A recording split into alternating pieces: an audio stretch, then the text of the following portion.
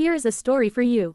The Sun-Kissed Family. Once upon a time, in a cozy little house on a quiet street, there lived a young boy named Max. Max was a curious and adventurous kid, with a mop of messy brown hair and a contagious smile. He loved exploring the world around him, and was always eager to learn new things. Max lived with his parents, Mark and Sarah, and his little sister, Emma. Mark was a kind and gentle man, who worked as a teacher at the local elementary school. Sarah was a talented artist, who spent her days painting and creating beautiful works of art. Emma was a sweet and playful toddler, who loved nothing more than playing with her big brother and getting into mischief. Together, the family of four loved to spend time together, whether it was going on hikes, playing games, or just cuddling up on the couch to watch a movie. They were a happy and loving family, and Max felt grateful to have such wonderful parents and a little sister to look out for. One summer, when Max was 10 years old, his family decided to take a road trip to the beach. They packed up their car with snacks, maps, and sunscreen, and set off early in the morning. Max was so excited to see the ocean and play in the waves.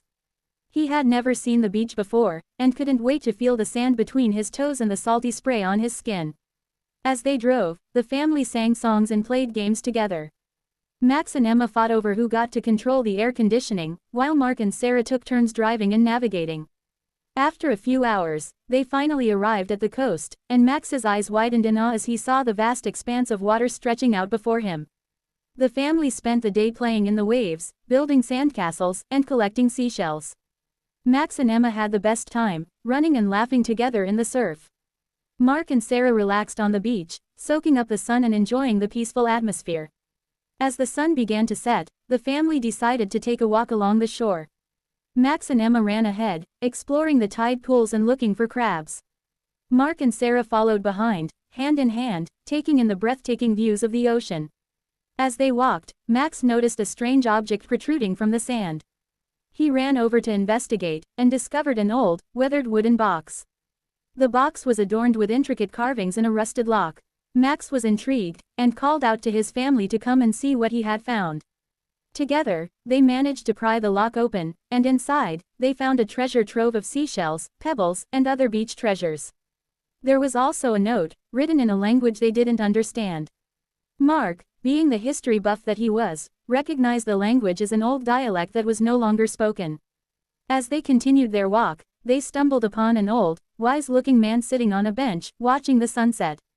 Mark approached him and asked if he knew anything about the box and the note. The old man smiled and began to tell a story. Many years ago, he said, a young couple came to this beach, just like you. They were deeply in love, and wanted to spend the rest of their lives together.